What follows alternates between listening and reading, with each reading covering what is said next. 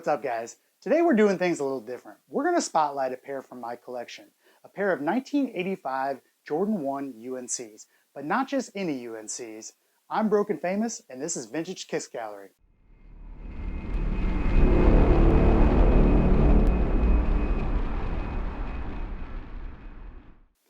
Alright, so why did I choose these? One of the most common complaints I hear from people that actually wear their 85s is how uncomfortable they are. So here's why.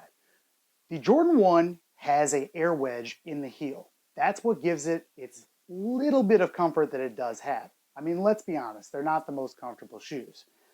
After 35 years, those have disintegrated and you're basically walking on dust and hardened rock. That's why they feel so rough on the bottoms of your feet. On top of that, the padding in your heels, that hardens too. When you combine those two together, it makes for a very uncomfortable experience for those with sensitive feet. So what do? Stop wearing 85s? No. So here's what I did. I bought a pair of beaters, okay? This is how these came in. Not looking good, right? Well, they needed new soles anyway. Once I got them in hand, I realized that the padding was completely shot as well.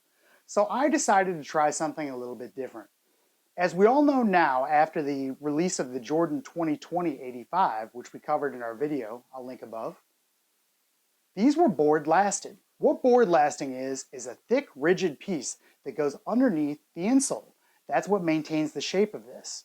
They did this in 85, the new retros have foam there. So what I did is during the sole swap, I removed that altogether and replaced it with Zoom Air. That's right, guys. This is a 1985 Air Jordan with Zoom Air. But I wasn't done there. I also, because I had to do the padding, decided to think outside the box there as well. So I went on the internet and I ordered some memory foam. 1 inch thick, but it made a world of difference. This is the first pair I've ever done with memory foam, and believe me, it is worth it. So, what did I all do to these? Well, they have a new sole. They have a air zoom technology above it. The sole itself has a brand new air wedge. And then above that, there's memory foam as the padding. So these guys are even more comfortable than your modern day retros.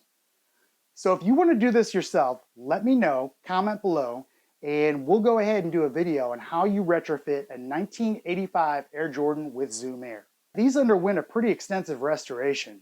The blue color has been almost completely redone. I used a combination of shoe polish as well as Angelus paint.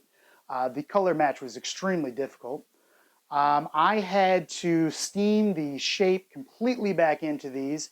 It took several hours to do, and as you can see, the shape is back, but when I got these, they were crushed for a long time. I didn't have to do much to the white. I used a magic eraser and then some leather conditioner. Again, there was steam here to bring out the wrinkles, but this is a pretty extensive restoration that was done solely to wear these. That's a big deal because a lot of people restore things and they make them unwearable. I think if you're gonna wear them, you're gonna restore them, do it right. So let me know if you want the video on how to equip a 1985 Jordan 1, or any Jordan 1 for that matter, with Zoom Air, and we'll get the video going. Thanks, guys.